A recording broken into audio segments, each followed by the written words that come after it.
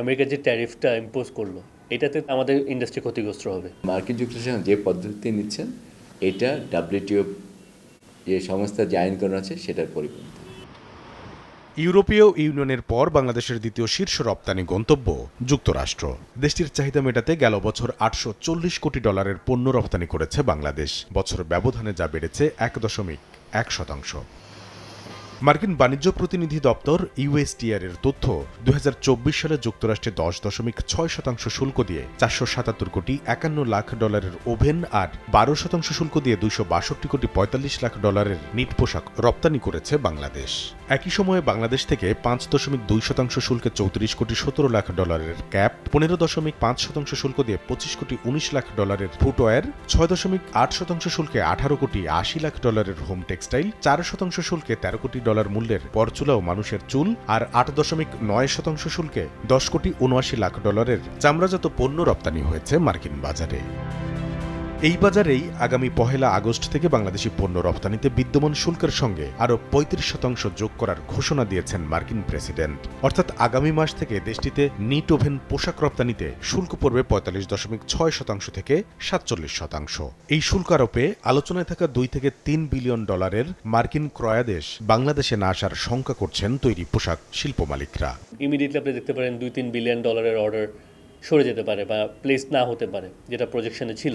তাহলে স্বল্প মধ্য দীর্ঘমেয়াদী বিকল্প কি? বিকল্প কিন্তু ওভারনাইট হবে না। এই কারণে যে এই নতুন বাজারটা তৈরি করতে অনেক সময় লাগবে। মার্কেট ডাইভার্সিফিকেশন করাটা এটা আমাদের একটা দীর্ঘমেয়াদী অবজেক্টিভ, কিন্তু সেটা তো আমরা অনেকদিন ধরে করতে পারি নাই। দীর্ঘমেয়াদে নতুন করে বাজার খোঁজার পাশাপাশি স্বল্প মধ্যমেয়াদে বর্তমান রপ্তানি গন্তব্যে হিস্সা বাড়ানোর তাগিদ দিচ্ছেন উদ্যোক্তারা। এজন্য পণ্য বৈচিত্র্যকরণে, উৎপাদনে নীতি ও আর্থিক সহায়তা আর বিপণনে ব্র্যান্ডিং বাংলাদেশে জোর দেওয়ার পরামর্শ তাদের।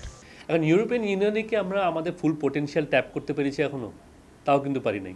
আপনি যদি বলি কোরিয়া অ্যারাউন্ড $13 বিলিয়ন মতন করে, জাপান মনে হয় অ্যারাউন্ড $30 বিলিয়নের মতন করে, হ্যাঁ ইম্পোর্ট করে, টোটাল ইম্পোর্ট। আমরা ওখানে কিন্তু লেস দেন 5% কেটার করছি।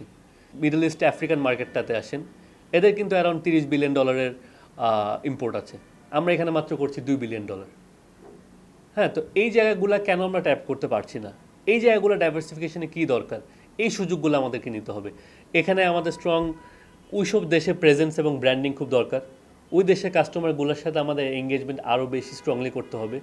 এখানে ইপিবির যে ইনিশিয়েটিভসগুলো আছে, আই ফিল এই ইনিশিয়েটিভসগুলো আমাদের বিজিএমই এবং আদার্স সংগঠনগুলো একসাথে আরও স্ট্রংলি আমাদের ব্র্যান্ডিংটাকে প্রচার করতে হবে। এদিকে রপ্তানি বাজার সম্প্রসারণে যুক্তরাষ্ট্রের সঙ্গে জুলাই আলোচনায় সীমাবদ্ধ না থেকে লাগাতার নতুন নতুন কৌশলে বৈঠক করার পরামর্শ দিচ্ছেন অর্থনীতিবিদরা। ট্রাম্প উনি বলেছেন যে জুলাই মাসের মধ্যে আলোচনা শেষ করতে। হ্যাঁ, ফাইন, জুলাই মাসের মধ্যে আলোচনা শেষ করার চেষ্টা করতে হবে। যদি আমরা নাও পারি তারপরে কিন্তু আমাদের কন্টিনিউ নেগোসিয়েশন করতে হবে।